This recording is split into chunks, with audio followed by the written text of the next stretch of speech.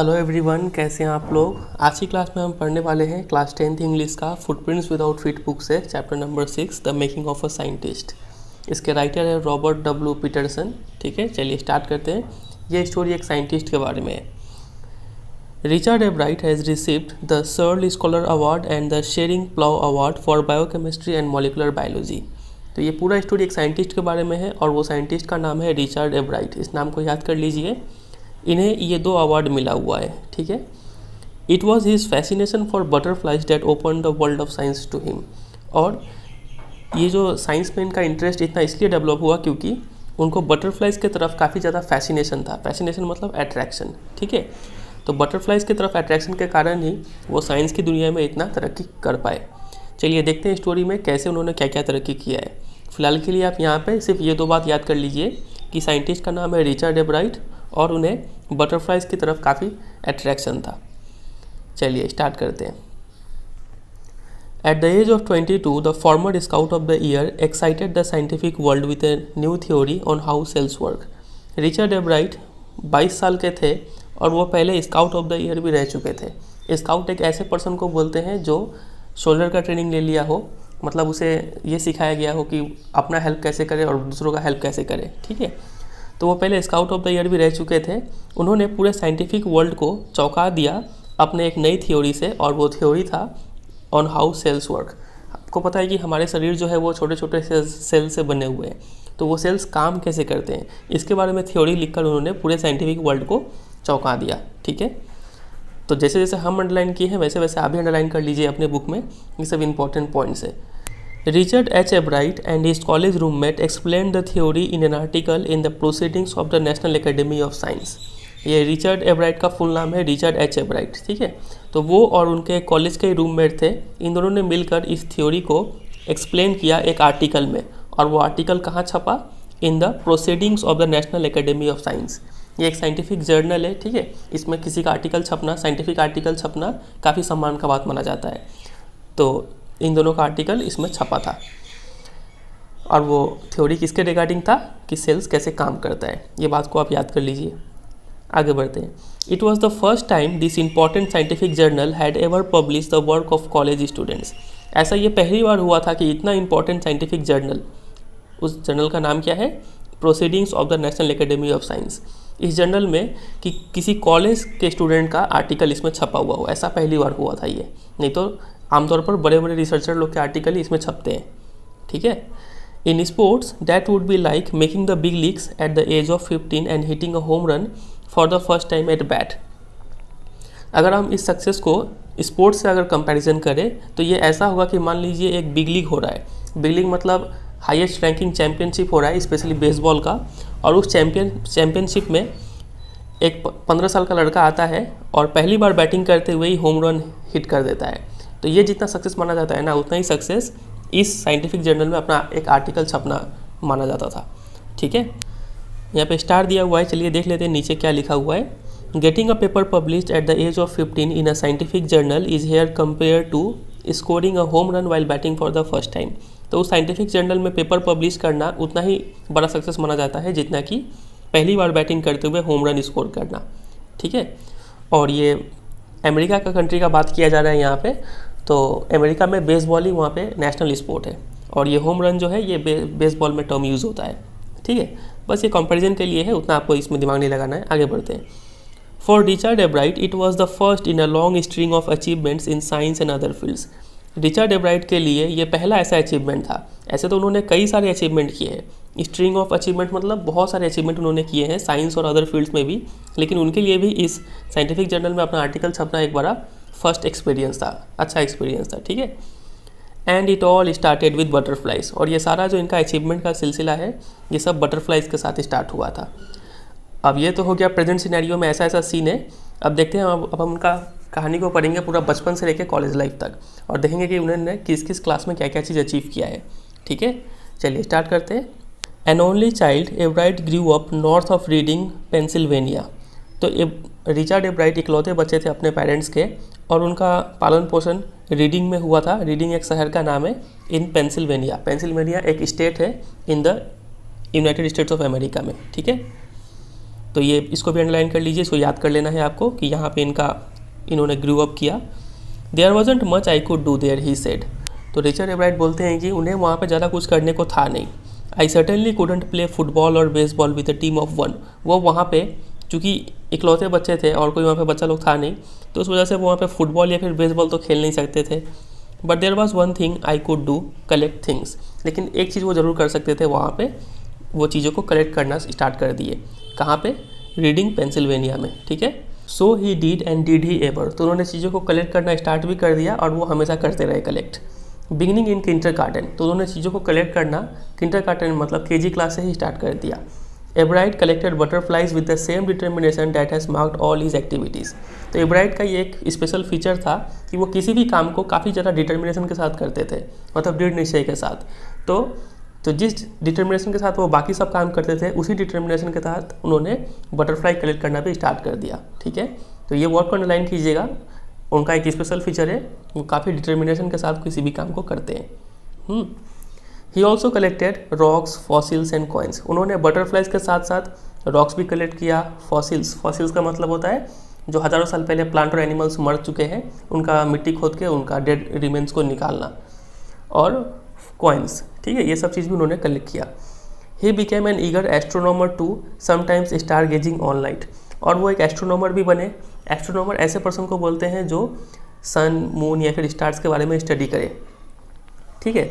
और कभी कभी तो वो रात भर तक स्टार्स को देखते रह जाते थे, इतने ईगर एस्ट्रोनॉमर थे वो। समझे कि नहीं यहाँ तक? चलिए, अब आगे बढ़ने से पहले ये अमेरिका कंट्री का बात हो रहा है, तो वहाँ पे एजुकेशन सिस्टम कैसा है उसको पहले समझ लेते हैं, फिर हम आगे स्टोरी को समझेंगे, उससे कहानी समझने में ईजी हो जाएगा थोड़ा। तो ये आप पिक्चर देख पा रहे हैं अपने स्क्रीन पर। यहाँ पे देखिए, अमेरिका में स्कूल एजुकेशन कुछ ऐसा है, किंडरगार्टन से स्टार्ट होता है केजी क्लास से, और फिर फर्स्ट ग्रेड, सेकंड ग्रेड करते करते 12th ग्रेड तक जाते हैं। यहाँ पर केजी से लेके क्लास 5 तक, 5th ग्रेड तक, इसको हम लोग बोलते हैं एलिमेंट्री स्कूल, ठीक है। फिर 6th ग्रेड से लेके 8th ग्रेड तक को बोलते हैं मिडिल स्कूल, और 9th से 12th ग्रेड तक को बोलते हैं हाई स्कूल। इतना समझे? अब देखिए, जो 11th ग्रेड है ना, इसको हम लोग हाई स्कूल जूनियर भी बोलते हैं, और 12th ग्रेड को हाई स्कूल सीनियर भी बोलते हैं। इसको याद कर लीजिए आप, ये स्टोरी में बहुत बार इसका जिक्र होगा। कोई आपसे पूछे कि first year of high school, तो आप क्या बोलेंगे? 9th ग्रेड बोलेंगे। Second year of high school तो 10th ग्रेड बोलेंगे, ठीक है। फिर स्कूल ख़त्म होने के बाद कॉलेज में आ जाते हैं बच्चे लोग वहाँ पे, और फिर वहाँ पे first year, second year, third year, fourth year होता है, 4 साल का कॉलेज। फर्स्ट ईयर को हम लोग फ्रेशमैन ईयर भी बोलते हैं, इसको याद कीजिए, ये बहुत इंपॉर्टेंट है। सेकेंड ईयर को सोफोमोर ईयर, और थर्ड ईयर को जूनियर ईयर, और फोर्थ ईयर को सीनियर ईयर। बहुत इंपॉर्टेंट है ये टर्मिनोलॉजी, इसको याद कर लीजिए, स्टोरी समझने में काफ़ी ईजी होगा इससे, ठीक है। तो चलिए अब आगे कंटिन्यू करते हैं। From the first he had a driving curiosity along with a bright mind. तो स्टार्टिंग से ही उनके मन में काफ़ी ज़्यादा क्यूरियोसिटी था चीज़ों को जानने का, ठीक है, और उनके पास एक काफ़ी ब्राइट माइंड भी था। तो ये 2 वर्ड को भी अंडरलाइन कीजिएगा, जो बहुत बहुत बहुत इंपॉर्टेंट है, ठीक है। ये 2 फीचर था उनमें। He also had a mother who encouraged his interest in learning. और उनके पास एक मम्मी भी थी, जो मम्मी उनको इनकरेज करती थी कि उनको लर्निंग में ज़्यादा और ज़्यादा से ज़्यादा इंटरेस्ट हो। अब यहाँ पे मदर का रोल काफ़ी इंपॉर्टेंट है, ठीक है। चलिए देखते हैं वो क्या क्या रोल परफॉर्म करती है। She took him on trips, bought him telescopes, microscopes, cameras, mounting materials and other equipment, and helped him in many other ways. तो उनकी मम्मी जो थी वो उन्हें ट्रिप पे ले जाया करती थी, ठीक है। आपको पता है कि ट्रैवलिंग करने से भी काफ़ी चीज़ सीखने को मिलता है, तो ऐसा उनकी मम्मी करती थी। और उनके लिए टेलीस्कोप ला के दी, क्योंकि उन्हें एस्ट्रोनॉमी का काफ़ी ज़्यादा इंटरेस्ट था। माइक्रोस्कोप ला के दी, कैमराज ला के दी, माउंटिंग मटेरियल मतलब जिस पे कैमरा रखा जाएगा वो सब ला के दी, और भी कई सारे इक्विपमेंट ला के दी, और उनको और भी कई सारे तरीक़ों से उन्हें हेल्प किया, ठीक है। तो ये मदर का रोल याद कीजिए, एग्जाम में पूछा जाता है कि उनकी मम्मी ने उसे कैसे हेल्प किया। I was his only companion till he started school, his mother said. तो उनकी मम्मी कहती है कि जब तक वो स्कूल में ना चले गए तब तक रिचर्ड एब्राइट के इकलौते साथी कौन थी? उनकी मम्मी ही थी, क्योंकि वहाँ पे और कोई बच्चा था नहीं। स्टार्टिंग में भी हमने देखा था कि वहाँ पे उन्होंने कहा था कि आप फुटबॉल और बेसबॉल नहीं खेल सकते हैं एक टीम के साथ, मतलब एक बच्चे के साथ, क्योंकि वहाँ पे वो इकलौते बच्चे थे रीडिंग पेंसिल्वेनिया में। After that I would bring home friends for him. और जब वो स्कूल चले गए तब उन्होंने क्या किया, उनकी मम्मी ने, कि उनके दोस्तों को भी घर में बुलाती थी वो, ताकि वो लोग बात करें और कुछ सीखें। But at night we just did things together. लेकिन रात के समय में वो दोनों माँ बेटे एक साथ बैठते थे और एक साथ काम करते थे। Richie was my whole life after his father died when Richie was in 3rd grade. तो रिची मतलब रिचर्ड एब्राइट को यहाँ पे बोला गया है। तो जब रिचर्ड एब्राइट जब 3rd ग्रेड में थे तब उनके पिताजी का मृत्यु हो जाता है और उसके बाद रिची और उसकी माँ एक साथ ही रहते हैं, ठीक है। She and her son spent almost every evening at the dining room table. तो उसकी माँ और रिचर्ड एब्राइट दोनों हर शाम को या फिर रात को अपना समय कहाँ बिताते हैं, डाइनिंग रूम के टेबल पे बिताते हैं। If he didn't have things to do I found work for him, not physical work but learning things, his mother said. तो उनकी मम्मी बोलती है कि अगर रिचर्ड के पास कोई काम करने को ना हो तो मैं उसके लिए काम ढूंढ के देती थी। ऐसा नहीं कि फिजिकल काम कोई करवाई, घर पोछा या फिर झाड़ू लगवाना, ऐसा काम नहीं, बट लर्निंग थिंग्स, ऐसा काम जिससे उसे कुछ सीखने को मिले। ही लाइक इट, और इसे ये पसंद भी था। ही वॉन्टेड टू लर्न, और रिचर्ड चीज़ों को सीखना चाहता था। तो अभी तक हमने रिचर्ड एब्राइट का कुछ स्पेशल फीचर देखा है। क्या क्या देखा हमने, देखिए। सबसे पहले हमने देखा कि वो किसी भी काम को डिटर्मिनेशन के साथ करते थे, ये पहला पॉइंट। दूसरा पॉइंट, उनके मन में काफ़ी ज़्यादा क्यूरियोसिटी था, चीज़ों को जानने का इच्छा था, ठीक है। तीसरा पॉइंट, उनके पास एक ब्राइट माइंड था, वो काफ़ी तेज़ दिमाग वाले थे। और चौथा, ही वांटेड टू लर्न, वो चीज़ों को सीखना चाहते थे। तो ये सब कुछ स्पेशल क्वालिटीज़ है जो उनमें बचपन से ही प्रेजेंट था, और यही सब चीज़ उन्हें एक साइंटिस्ट बनने में हेल्प किया, ठीक है। चलिए आगे देखते हैं, और ये सब चीज़ को आप याद कर लीजिए, ठीक है, जो अंडरलाइन किया हुआ है। एंड लर्न ही डिड, और उन्होंने चीज़ों को सीखा भी। He earned top grades in school, school में जब वो थे तो वो हमेशा फर्स्ट आते थे। On every day things he was just like every other kid, his mother said. और उनकी मम्मी कहती है कि बाकी सब कामों में, ठीक है, रोज़मर्रा के कामों में वो जैसे बाकी बच्चे करते हैं वो वैसे ही थे, ऑर्डिनरी बच्चे की तरह परफॉर्म करते थे, लेकिन पढ़ाई में वो टॉप क्लास थे। By the time he was in the 2nd grade, एब्राइट had collected all 25 species of butterflies found around his home town. जब वो 2nd क्लास में गए तब एब्राइट ने उनके होम टाउन में जितने भी प्रजाति के बटरफ्लाई पाए जाते हैं, 25 प्रजाति थे वहाँ पे, वो 25 के 25 को कलेक्ट कर चुके थे, ठीक है। तो डिफरेंट टाइप्स का बटरफ्लाई का यहाँ पे नाम दिया गया है। ये देखिए, species and sub species of butterflies collected in 6 weeks in reading Pennsylvania. 6 हफ्तों में उन्होंने ये सब स्पीसीज ऑफ बटरफ्लाई को कलेक्ट किया था। तो अगर आप यहाँ पे देखें, इसको बोलते हैं स्पीसीज, गोसामर विंग्ड बटरफ्लाइज, और ये सब हो गया उसमें सब स्पीसीज। फिर ये स्पीसीज, इसका कोई सब स्पीसीज नहीं है। फिर ये स्पीसीज, इसका सब स्पीसीज, ये स्पीसीज, इसका सब स्पीसीज, ठीक है। अगर आप इसको ब्लैक डॉट्स को काउंट करेंगे तो ये सब मिलेगा 24, और इसको मिलाएंगे तो ये हो जाएगा 25, ठीक है। चलिए, तो ये सब याद नहीं करना है आपको, बस ऐसे दिया गया है ये।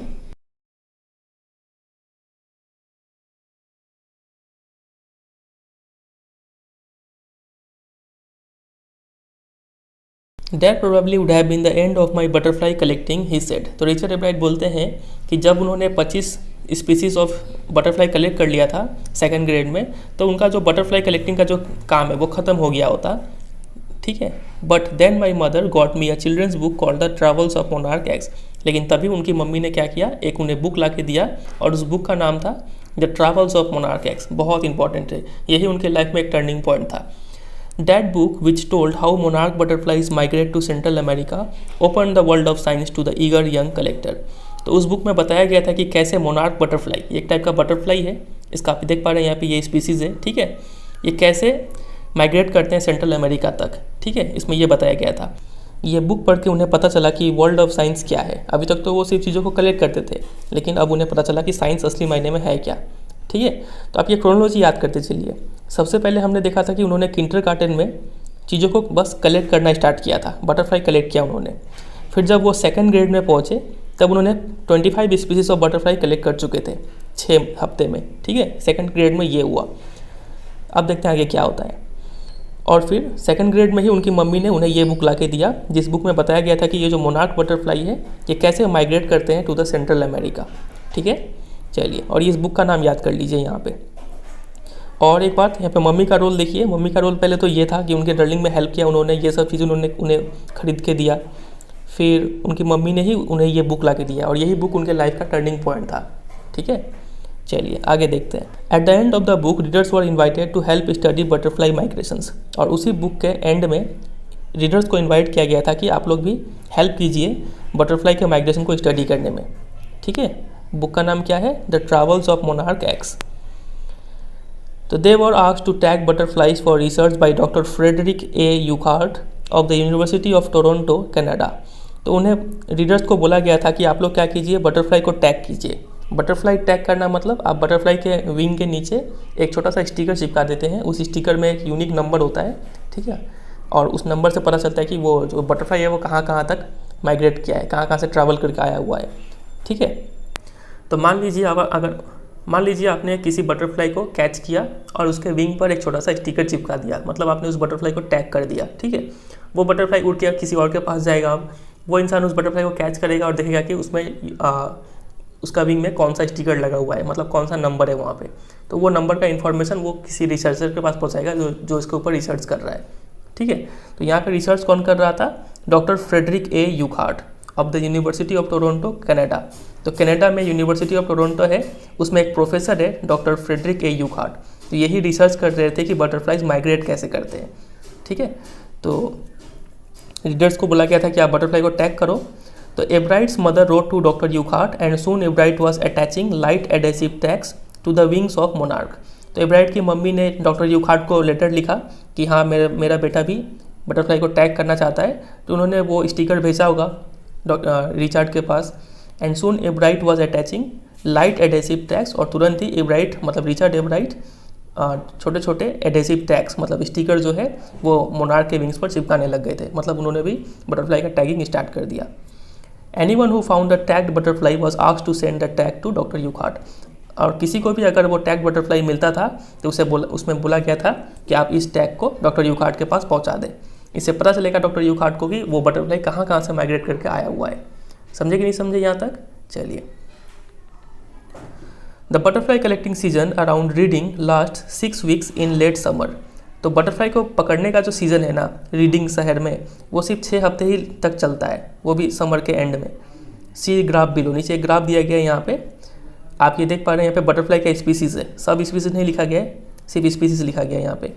और 6 हफ्तों में कौन से बटरफ्लाई को रिचर्ड एब्राइट ने कलेक्ट किया था, कितने कलेक्ट किया था, वो यहाँ पे बताया गया है। गोसैमर विंग उन्होंने 8 बटरफ्लाई कलेक्ट किया था उस 6 हफ्ते में। फिर वुड नीम्स एंड सटायर्स, ये उन्होंने 2 बटरफ्लाई कलेक्ट किया था उस 6 हफ्ते में। फिर ऐसे करके बाकी सब, तो ये आपको याद नहीं करना है, बस ये समझने के लिए था।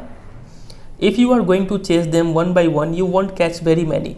अगर आप बटरफ्लाई को एक एक करके कलेक्ट करेंगे ना तो आप ज़्यादा कलेक्ट नहीं कर पाएंगे। आप देखिए 6 हफ्तों में उन्होंने सिर्फ इतना ही कलेक्ट किया, ये बहुत कम नंबर है।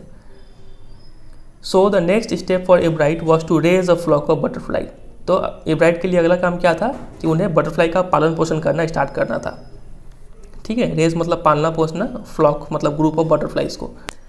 ही would catch a female monarch, take her eggs and raise them in his basement through their life cycle from egg to caterpillar to pupa to adult butterfly. तो रिचर्ड एब्राइट क्या करने लगे, वो फीमेल मोनार्क को catch करते थे, उनके अंडे लेते थे और फिर वो अपने बेसमेंट में, बेसमेंट क्या होता है, बिल्डिंग का नीचे वाला इलाका, जो नीचे वाला एरिया जो अंडरग्राउंड होता है, ठीक है, वहाँ पे उनको रेस करते थे from egg to caterpillar to pupa to adult butterfly. ये उसका पूरा लाइफ साइकिल है। आपको पता है बटरफ्लाई का लाइफ साइकिल क्या होता है, आपने छोटे क्लास में पढ़ा होगा। सबसे पहले अंडा होता है, फिर अंडा के बाद कैटरपिलर डेवलप होता है, फिर प्यूपा होता है, फिर एडल्ट बटरफ्लाई। तो ये पूरा लाइफ साइकिल फॉलो करते हुए उन्होंने बटरफ्लाई को रेस किया। Then he would tag the butterflies wings and let them go. फिर वो बटरफ्लाई के विंग्स को टैग करते थे, मतलब उसमें एडेसिव टैग्स चिपका देते थे और उन्हें जाने देते थे। For several years his basement was home two thousands of monarchs in different stages of development. तो आने वाले कई सालों के लिए उनका जो बेसमेंट था ना घर का, वहाँ पे हज़ारों मोनार्क्स वहाँ पे थे और अलग अलग स्टेजेस ऑफ डेवलपमेंट में थे। अलग अलग स्टेजेस मतलब कोई तितली अभी कैटरपिलर के स्टेज में था, कोई प्यूपा बना हुआ था, कोई अभी भी एग था, कोई बटरफ्लाई बन चुका था, ठीक है। तो ऐसे करके थे वहाँ पे। Eventually I began to lose interest in tagging butterflies. लेकिन धीरे धीरे रिचर्ड एब्राइट को ये बटरफ्लाई टैगिंग में इंटरेस्ट कम होने लग गया। क्यों? क्योंकि it's tedious and there is not much feedback. Tedious मतलब बोरिंग और काफ़ी लंबे समय तक चलने वाला काम, ठीक है, मतलब थका देने वाला काम को बोलते हैं टेडियस काम। तो उन्हें ये बटरफ्लाई को टैग करना काफ़ी एक टेडियस काम लगता था और ज़्यादा मच फीडबैक भी नहीं मिलता था। In all the time I did it he laughed, only 2 butterflies I had tagged were recaptured and they were not more than 75 miles from where I lived. तो वो बोलते हैं कि मैंने जितने भी बटरफ्लाई को टैग किया ना, उसमें से सिर्फ 2 बटरफ्लाई ही ऐसे थे जिन्हें वापस कैप्चर किया गया, और वो भी 75 मील से ज़्यादा दूर नहीं गए थे मेरे घर से, ठीक है। तो ज़्यादा सक्सेसफुल रहा नहीं उनका टैगिंग का एक्सपीरियंस। तो ये उन्हें बताया गया है। तो एग्जाम में आपसे क्वेश्चन पूछ लेते हैं कि उन्हें बटरफ्लाई टैगिंग से इंटरेस्ट क्यों लूज़ होने लग गया। तो बिकॉज ये काफ़ी उन्हें टेडियस काम लगता था और उन्हें ज़्यादा फीडबैक भी नहीं मिला। इसको ज़्यादा एक्सप्लेन कर सकते हैं कि उन्होंने जितने भी बटरफ्लाई छोड़े उसमें से सिर्फ ओनली 2 बटरफ्लाइज वर रिकैप्चर्ड और that also not more than 75 miles from where he lived. अब यहाँ पे दिया गया है 7th ग्रेड का कहानी। तो अभी तक हमने क्या क्या पढ़ा? सबसे पहले उन्होंने किंडरगार्टन क्लास में बटरफ्लाई कलेक्ट करना स्टार्ट ही किया था। फिर 2nd ग्रेड तक पहुँचते पहुँचते उन्होंने बटरफ्लाई के 25 स्पीसीज कलेक्ट कर चुके थे। फिर उन्होंने बटरफ्लाई टैगिंग किया, ठीक है, और उन्होंने उससे इंटरेस्ट भी लूज़ कर दिया। फिर अब ऐसे करते करते वो अब 7th ग्रेड में पहुँच चुके हैं। Then in the 7th grade he got a hint of what real science is when he entered a county science fair and lost. तो 7th ग्रेड में उन्हें पता चला कि असली में साइंस क्या होता है जब वे एक काउंटी मतलब रीजनल, ठीक है, रीजनल साइंस फेयर में वो हिस्सा लिए और उसमें वो हार गए। तब उन्हें पता चला कि सही मायने में साइंस क्या है। देखते हैं उन्हें क्या पता चला। It was really a sad feeling to sit there and not get anything while everybody else had won something, Ebright said. Ebright बोलते हैं कि ये काफ़ी सैड फीलिंग होता है जब आप चुपचाप बैठे रहे और बाकी सभी किसी को कुछ ना कुछ प्राइज़ मिल रहा हो और आप ऐसे ही बैठे हो, तो ये काफ़ी बुरा फीलिंग होता है। His entry was slides of frog tissues. वो उस कंपटीशन में क्या दिखाए थे?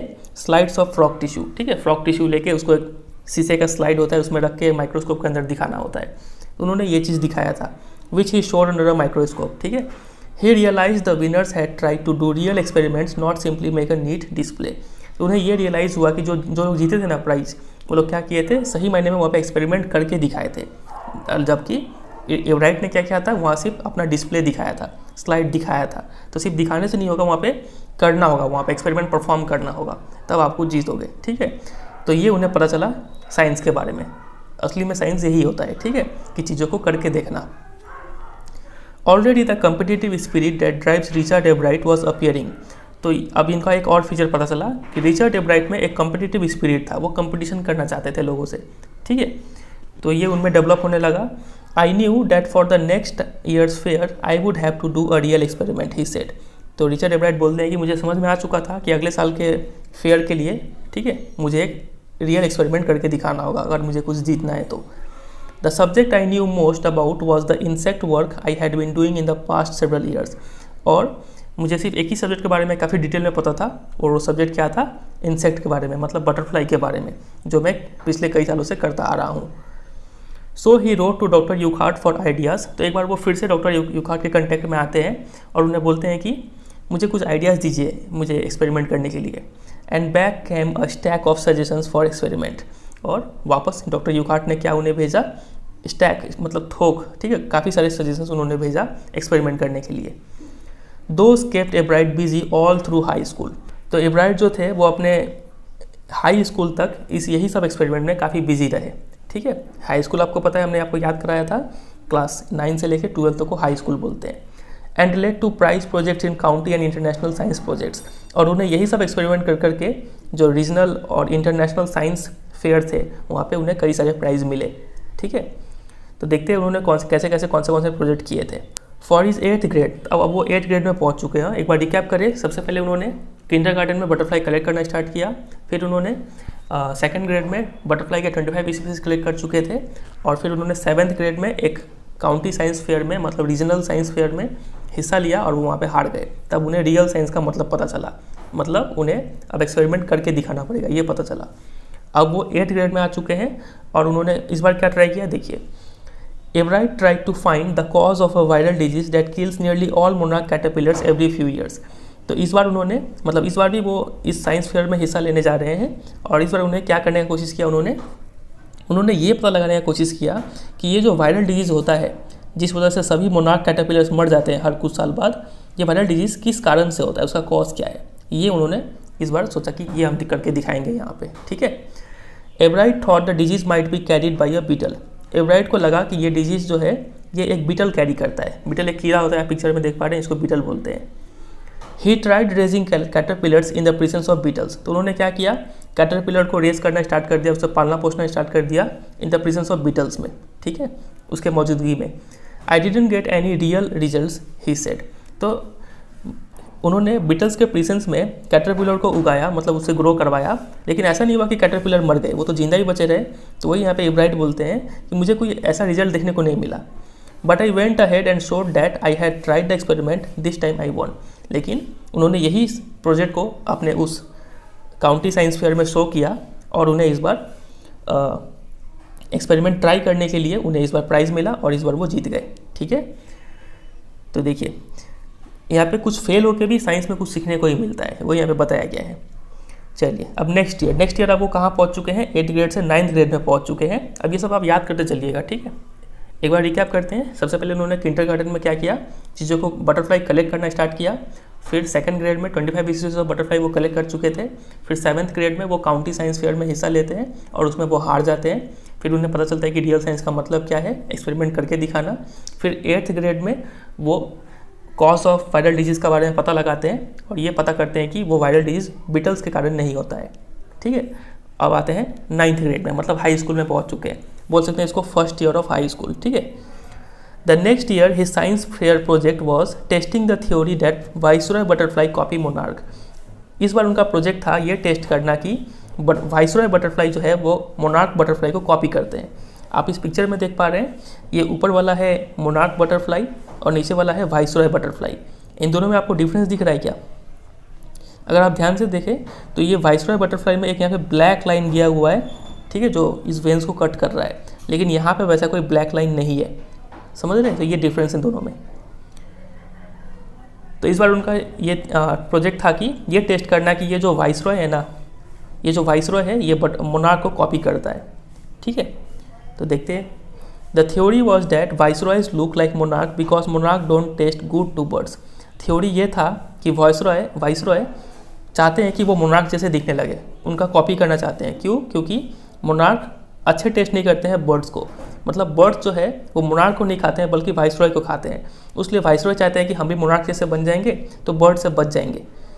Viceroys on the other hand do taste good to birds. Viceroy birds को काफ़ी पसंद है तो बर्ड्स वाइसरॉय को खाते हैं। So the more they look like monarch the less likely they are to become a bird's dinner. तो जितना ज़्यादा ये वाइसरॉय मोनार्क की तरह दिखेंगे उतना ही कम चांस होगा कि वो बर्ड्स का डिनर बन जाए, बर्ड्स का खाना बने। ठीक है, समझ रहे हैं ना बात वगैरह ही। चलिए, Ebright's project was to see whether in fact birds would eat monarch. तो एवराइट का प्रोजेक्ट था कि ये देखना कि बर्ड्स मोनार्क को खाते हैं कि नहीं। इस थ्योरी के हिसाब से तो पता चलता है कि बर्ड्स मोनार्क को नहीं खाएंगे। तो देखते हैं उन्होंने क्या पता लगाया।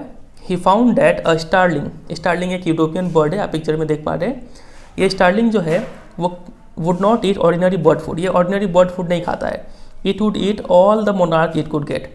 तो थ्योरी क्या था कि बर्ड्स मोनार्क को नहीं खाएंगे, लेकिन उन्होंने एक्सपेरिमेंट किया तो पता चला कि जो स्टारलिंग एक बर्ड है वो सभी मोनार्क को खा गया। Ebright said later research by other people show that viceroy probably do copy the monarch. लेकिन ये बात तो सच है कि वाइसरॉय जो है वो कॉपी करते हैं मोनार्क को, लेकिन उन्होंने जब एक्सपेरिमेंट किया तो पता चला कि जो बर्ड है वो मोनार्क को भी बराबर ही खाते हैं। ठीक है, तो this project was placed first in the zoology division and 3rd overall in the county science fair. तो उस काउंटी साइंस फेयर में इस प्रोजेक्ट को जूलॉजी डिवीजन में 1st रैंक मिला और ओवरऑल साइंस फेयर में उन्हें 3rd रैंक मिला। ठीक है, तो समझे कि नहीं। तो इस 9th ग्रेड में उन्होंने ये एक्सपेरिमेंट किया कि वाइसरॉय बटरफ्लाई मोनार्क को कॉपी करते हैं कि नहीं। ठीक है, चलिए आगे बढ़ते हैं।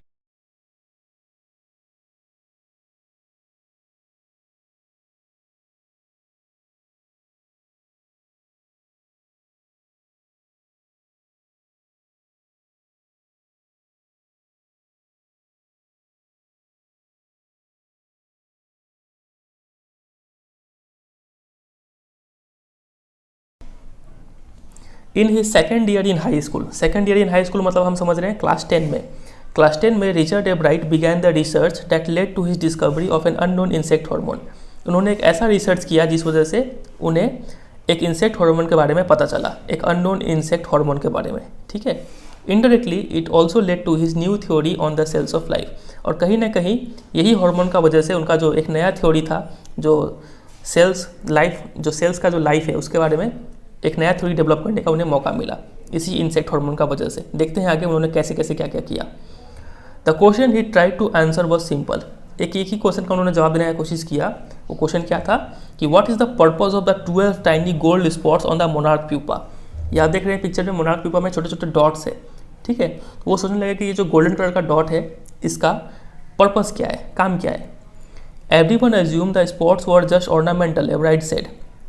एब्राइट बोलते हैं कि हर कोई तो ये मान के चलता है कि जो स्पॉट है ना ये सिर्फ सजावट के लिए, इसका कोई काम नहीं है। But doctor Urquhart didn't believe it, लेकिन डॉक्टर यूहार्ट ये माने नहीं। इनका फुल नाम क्या है बोलिए? Doctor Frederick A Urquhart. किस यूनिवर्सिटी में पढ़ाते हैं? University of Toronto in Canada. समझे कि नहीं समझे? चलिए अब आगे देखते हैं। To find the answer Ebright and another excellent science student first had to build a device that showed that the spots were producing a hormone necessary for butterfly's full development। तो इस सवाल का जवाब ढूंढने के लिए कि उस टाइनी गोल्ड स्पॉट्स का काम क्या है, इसका जवाब ढूंढने के लिए एब्राइट और एक बहुत ही समझदार बच्चा, साइंस का बच्चा, उन्होंने क्या किया? सबसे पहले एक डिवाइस को बिल्डअप किया। वो डिवाइस से ये शो हुआ कि जो स्पॉट्स है ना, जो टाइनी स्पॉट्स है मोनार्क प्यूपा पे, ये स्पॉट एक ऐसा हार्मोन प्रोड्यूस कर रहे हैं जिस हार्मोन से बटरफ्लाई का डेवलपमेंट होता है, ठीक है, बॉडी को डेवलप करने में हेल्प होता है। तो this project won Ebright first place in the county fair. तो इस प्रोजेक्ट का वजह से एब्राइट को इस बार क्या मिला? फर्स्ट प्लेस मिला। इसके पहले जो प्रोजेक्ट हुआ था इसमें क्या मिला था? First in the zoology department, लेकिन थर्ड मिला था ओवरऑल काउंटी साइंस फेयर में, लेकिन इस बार इन्हें फर्स्ट मिला, ठीक है, ओवरऑल में। And entry into the international science and engineering fair. अब रीजनल फेयर में तो वो बहुत हिस्सा ले लिए, उन्होंने काफ़ी जीता वहाँ पे। अब इस वजह से उन्हें अब कहाँ एंट्री मिल गया?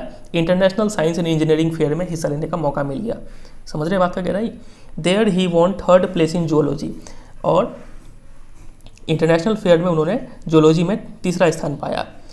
ही also got a chance to work during the summer at the entomology laboratory of the Walter Reed Army Institute of Research. तो उन्हें इस प्रोजेक्ट के बाद से उन्हें क्या मिला? समर के टाइम में Walter Reed Army Institute of research, इस इंस्टीट्यूट में एंटोमोलॉजी लेबोरेटरी में, एंटोमोलॉजी मतलब स्टडी ऑफ इंसेक्ट, जहाँ पे इंसेक्ट का स्टडी होता हो, ठीक है, तो इस लेबोरेटरी में वर्क करने का मौका मिला, ठीक है। तो एक बार रिकैप करते हैं, बहुत हैवी हो रहा है। सबसे पहले उन्होंने किंडरगार्टन में बटरफ्लाई कलेक्ट करना स्टार्ट किया।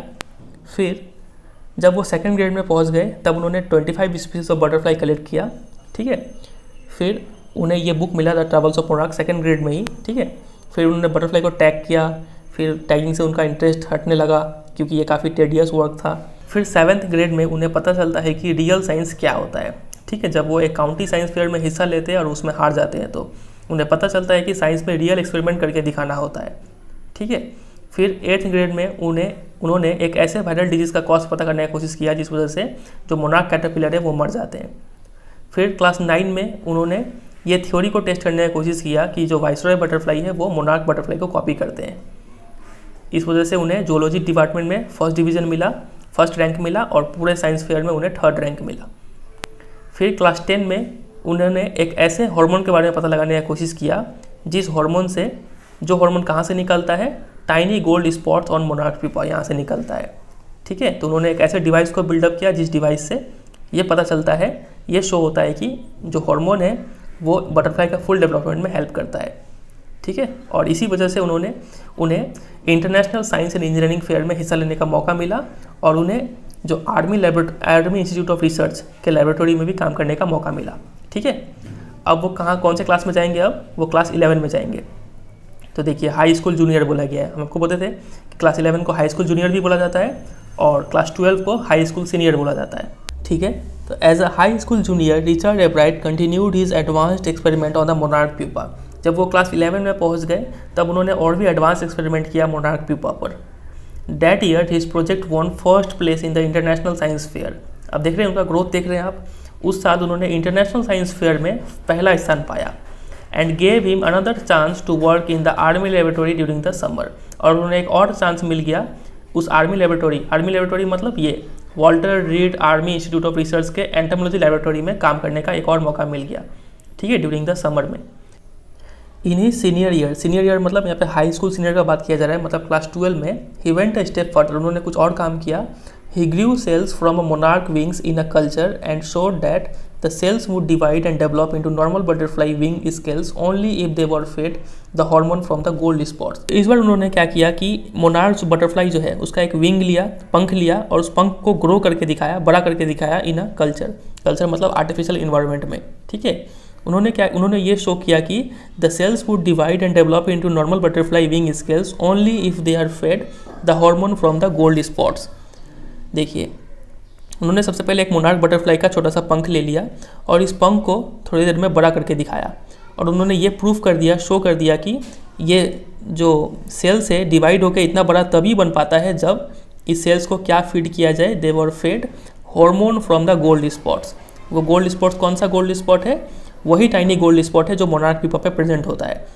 उन्होंने पहले शो किया था कि इस गोल्ड स्पॉट से क्या निकलता है, हार्मोन निकलता है और यही हार्मोन नेसेसरी है फॉर बटरफ्लाई फुल डेवलपमेंट के लिए।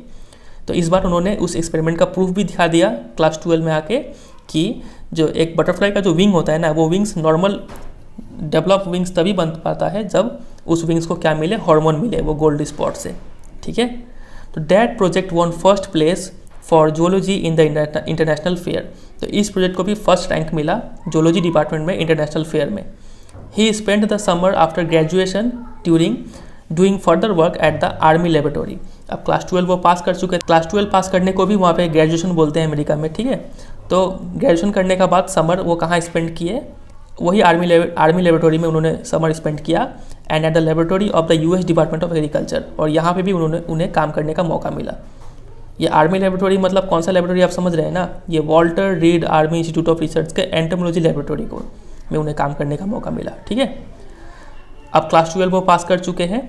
द फॉलोइंग समर, अगले समर में मतलब अगले साल, आफ्टर हिज फ्रेशमैन ईयर, मतलब अब फर्स्ट ईयर भी वो पास कर चुके हैं एट हार्वर्ड यूनिवर्सिटी। बहुत बड़ा यूनिवर्सिटी है ये। यहाँ पे वो जब फर्स्ट ईयर पास कर चुके थे, Ebright went back to the laboratory of the department of agriculture. वो वापस फिर इसी लेबोरेटरी में जाते हैं, हाँ, laboratory of the US department of agriculture. इस लेबोरेटरी में जाके did more work on the hormone from gold spots. वही हार्मोन पे और ज़्यादा काम करते हैं जो वो गोल्ड स्पॉट से निकलता है। Using the laboratory sophisticated instrument. अब चूंकि ये बहुत ही हाईफाई लेबोरेटरी है तो यहाँ पे काफ़ी सोफिस्टिकेटेड इंस्ट्रूमेंट थे, कॉम्प्लिकेटेड इंस्ट्रूमेंट। उस इंस्ट्रूमेंट को यूज़ करके he was able to identify the hormones chemical nature. इस बार वो क्या किए, वो जो हार्मोन निकलता है गोल्ड स्पॉट से, उस हार्मोन का केमिकल नेचर कैसा है, कौन सा केमिकल से बना हुआ है, ये उन्होंने पता लगा लिया। ईयर एंड हाफ लेटर, अब देखिए फर्स्ट ईयर तो बीत ही चुका था और 1.5 साल बाद मतलब सेकेंड ईयर भी बीत चुका ड्यूरिंग हिज जूनियर ईयर मतलब थर्ड ईयर, याद कीजिए आप। ठीक है, Ebright got the idea for his new theory about cell life.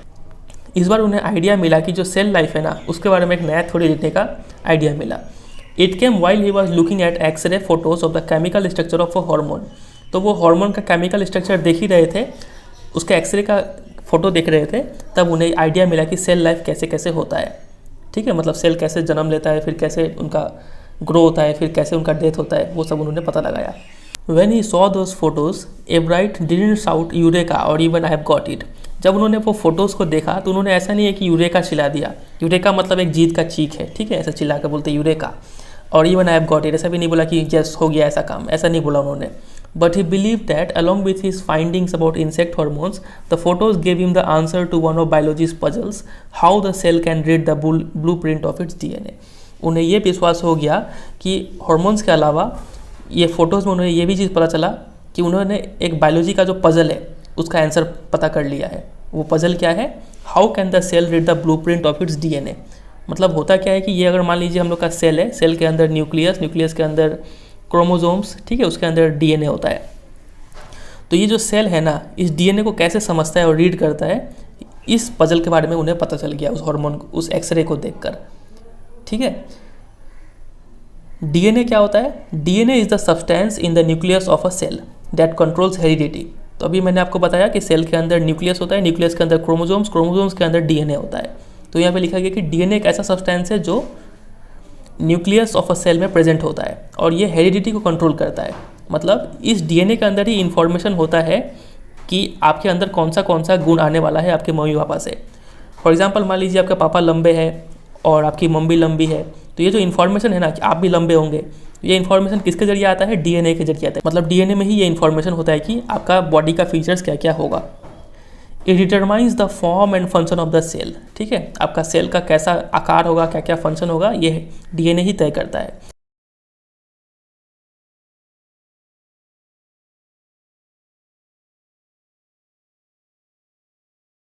दस DNA is the blueprint of life. तो बोल सकते हैं कि DNA क्या है, लाइफ का ब्लूप्रिंट है। मतलब जैसा DNA में इंफॉर्मेशन है वैसे वैसे आपका शरीर बनेगा। ठीक है, तो उन्होंने ये पजल भी सुलझा लिया था कि सेल कैसे रीड करता है डीएनए के ब्लूप्रिंट को, कैसे समझता है कि डीएनए में क्या क्या इन्फॉर्मेशन है। ठीक है,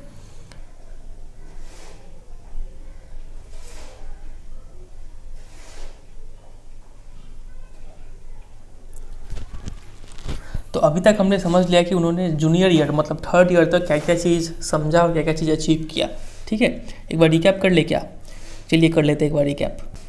सबसे पहले हमने देखा था कि उन्होंने केजी क्लास में बटरफ्लाई कलेक्ट करना स्टार्ट किया, फिर सेकंड ग्रेड में बटरफ्लाई के 25 स्पीसीज़ को कलेक्ट किया उन्होंने, ये बुक को भी पढ़ा उन्होंने, फिर बटरफ्लाई टैगिंग स्टार्ट कर दिया, फिर टैगिंग में इंटरेस्ट उनका लूज़ हो गया, फिर ऐसे करते करते वो 7th ग्रेड में पहुंच चुके, काउंटी साइंस फेयर में हिस्सा लेते हैं, उसमें लूज़ कर जाते हैं और तब उन्हें पता चला कि रियल साइंस क्या होता है। 8th ग्रेड में उन्होंने वायरल डिजीज़ के बारे में पता लगाया, फिर नेक्स्ट ईयर में मतलब 9th क्लास में उन्होंने ये पता करने की कोशिश किया कि वाइसरॉय मोनार्क को कॉपी करते हैं कि नहीं करते हैं। ठीक है, फिर second year in high school class 10 में उन्होंने एक ऐसे हार्मोन के बारे में रिसर्च किया जो हार्मोन उस टाइनी गोल्ड स्पॉट से निकलते हैं ऑन मोनार्क प्यूपा, और ये एक one of the most important उनका प्रोजेक्ट था, रिसर्च था। ठीक है, इसी हार्मोन का वजह से आगे का आने वाला साल में उन्होंने काफ़ी सारा और इम्पोर्टेंट रिसर्च किया। ठीक है, देखिए उन्होंने हाई स्कूल जूनियर मतलब क्लास 11 में और एडवांस रिसर्च किया, एक्सपेरिमेंट किया मोनार्क प्यूपा पर। फिर सीनियर ईयर मतलब क्लास 12 में उन्होंने ये शो कर दिया कि जो सेल है वो तभी डिवाइड होते हैं, मतलब वो विंग था तभी ग्रो किया जब उस हार्मोन को फीड किया गया। ठीक है, और तब उन्हें इस आर्मी लेबोरेटरी में भी काम करने का मौका मिला एक और साल, और उन्हें यूएस डिपार्टमेंट ऑफ एग्रीकल्चर में भी उसके लेबोरेटरी में काम करने का मौका मिला। फिर फर्स्ट ईयर के बाद उस लेबोरेटरी के सोफिस्टिकेटेड इंस्ट्रूमेंट को यूज़ करके, किस लेबोरेटरी के, इस डिपार्टमेंट ऑफ एग्रीकल्चर के, ठीक है, उन्होंने ये पता लगा लिया कि उस हार्मोन का केमिकल नेचर क्या है। फिर थर्ड ईयर में मतलब जूनियर ईयर में जाके उन्होंने उस हार्मोन का एक्सरे फोटो देखा और फिर उन्हें एक आइडिया मिला कि सेल के लाइफ के बारे में कुछ लिखा जाए, और उन्होंने बायोलॉजी का ये पजल भी सुलझा दिया कि सेल कैसे उस डीएनए के ब्लूप्रिंट को रीड करता है।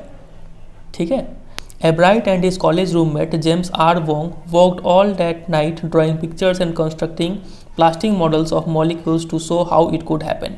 तो एब्राइट और उनके कॉलेज के रूममेट थे जेम्स आर वोंग, उन्होंने उस सारी रात काम किया पिक्चर्स ड्रॉ करते हुए, और प्लास्टिक मॉडल उन्होंने कंस्ट्रक्ट किया उस मॉलिक्यूल्स को ताकि शो कर पाए कि ये कैसे होता है, सेल्स कैसे उस डीएनए को रीड करता है।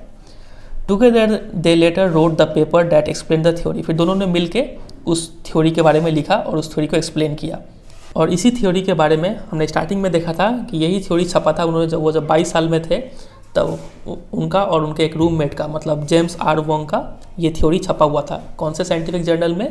Proceedings of the national academy of science में। ठीक है, और ये काफ़ी बड़ा अचीवमेंट माना गया था उस समय। Surprising no one who knew him, Richard Ebright graduated from Harvard with highest honors, second in his class of 1510। तो जो उन्हें जानते थे उनके लिए तो ये कोई सरप्राइज़ का बात नहीं था। रिचर्ड एब्राइट ने ग्रेजुएट कर लिया, मतलब वो 4th ईयर भी पास कर चुके थे।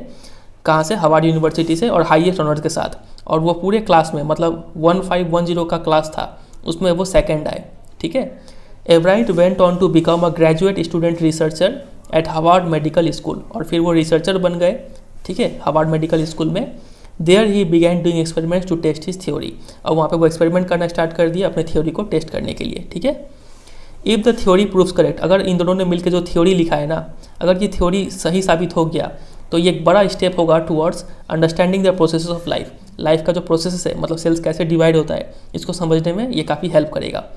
It might also lead to new ideas for preventing some types of cancer and other diseases, और इससे ये भी पता चल जाएगा कि नए नए आइडियाज़ को हम लोग डेवलप कर पाए ताकि हम लोग कैंसर जैसे बड़े बड़े बीमारी और भी कई सारे बीमारी को प्रिवेंट करने में हेल्प मिलेगा। ठीक है, अगर ये थ्योरी सही साबित हुआ तो। All of this is possible because of एब्राइट scientific curiosity. तो एब्राइट ने अपने लाइफ में इतना चीज़ अचीव किया, ये सब हुआ because of his scientific curiosity. ठीक है, हमने स्टार्टिंग में ही कुछ उनके फीचर्स को याद किया था, याद है? उसमें से क्यूरियोसिटी भी था, ड्राइविंग क्यूरियोसिटी, याद होगा आपको। His high school research into the purpose of the spots on monarch pupa eventually led him to his theory about cell life. उन्होंने हाई स्कूल मतलब क्लास 10 में उन्होंने एक रिसर्च किया था कि उस मोनार्क प्यूपा में स्पॉट्स का क्या काम है।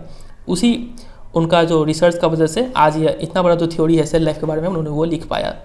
ठीक है, तो ये सब हुआ क्यूरियोसिटी के बारे में। अगर उनके मन में ये जिज्ञासा ही नहीं होता ये स्पोर्ट्स का काम क्या है, तो क्या वो इतना बड़ा चीज़ अचीव कर पाते? क्या नहीं कर पाते। ठीक है, Richard Ebright has been interested in science since his first began collecting butterfly. तो रिचर्ड एब्राइट साइंस में इतना इंटरेस्ट तभी हुए जब वो बटरफ्लाई को कलेक्ट करना स्टार्ट किए थे किंडरगार्टन में। But not so deeply that he हैज़न time for other interest. लेकिन इतना ज़्यादा भी वो साइंस में इंटरेस्टेड नहीं थे कि उन्हें बाकी चीज़ करने के लिए टाइम ना मिला हो।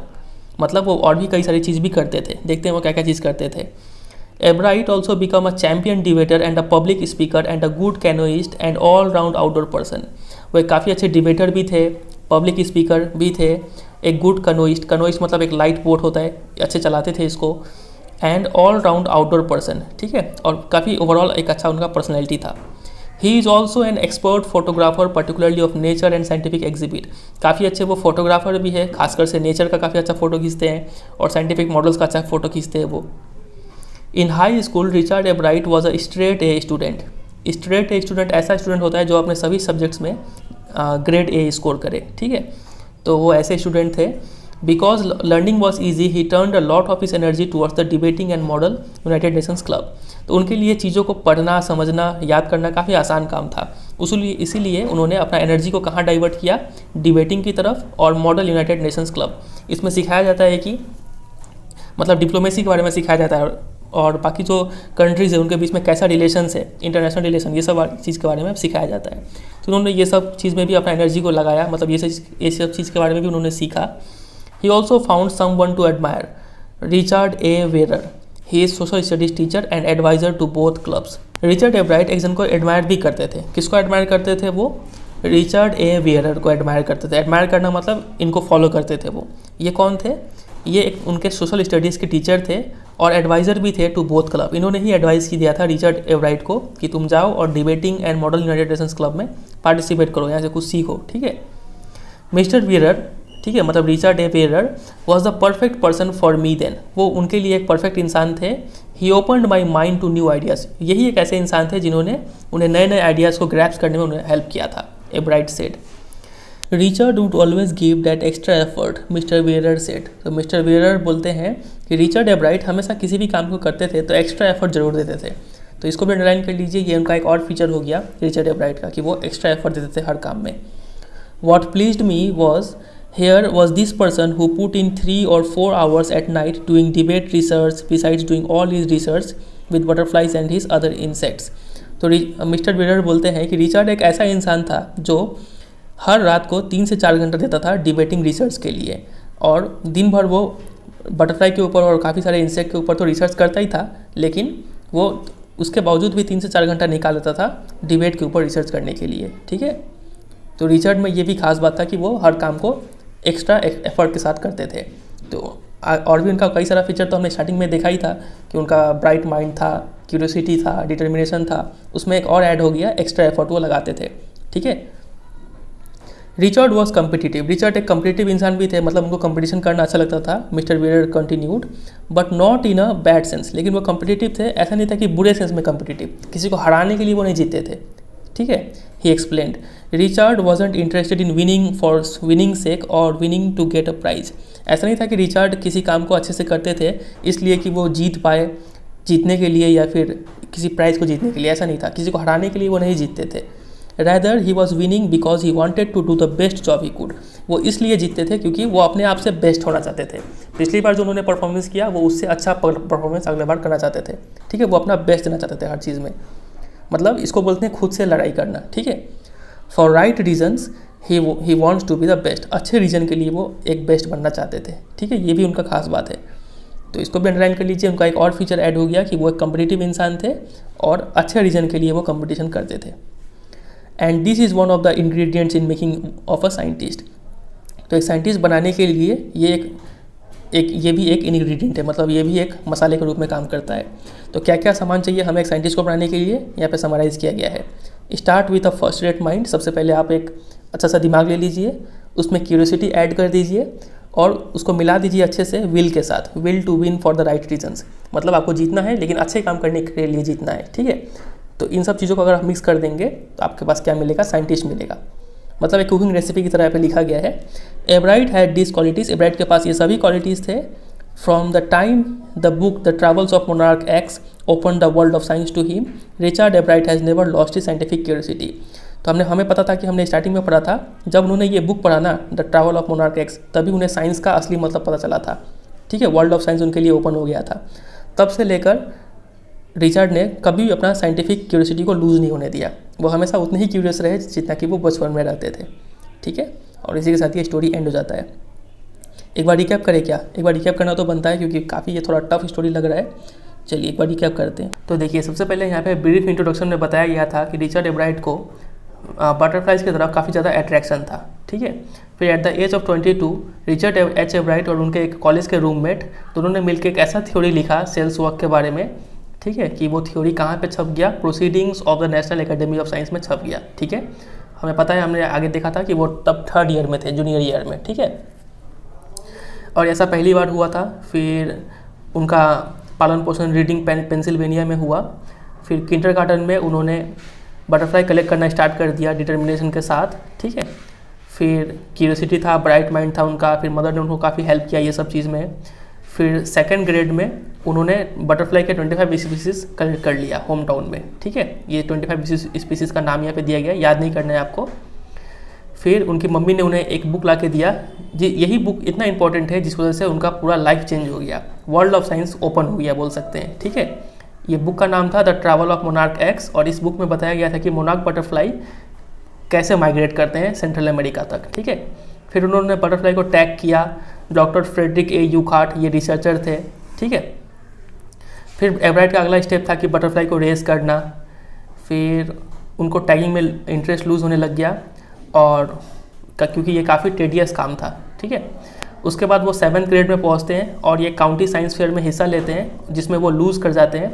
तब उन्हें पता चलता है कि रियल साइंस क्या है। रियल साइंस मतलब रियल एक्सपेरिमेंट करना होता है। ठीक है, फिर उनके अंदर कम्पिटिटिव स्पिरिट आता है। फिर वो डॉक्टर यूखार्ट को लेटर लिखते हैं आइडियाज़ के लिए। फिर डॉक्टर यूखार्ट उन्हें काफ़ी सारे आइडियाज़ देते हैं एक्सपेरिमेंट करने के लिए।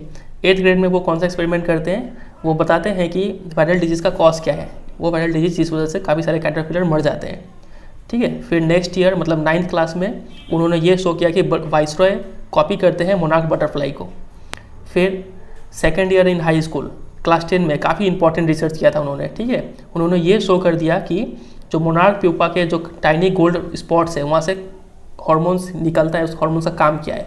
ठीक है, और यही आगे चल के उनका जो new theory on cells life है ये डेवलप करने में हेल्प किया। फिर यही एक्सपेरिमेंट का वजह से उन्हें international science and engineering fair में हिस्सा लेने का भी मौका मिला।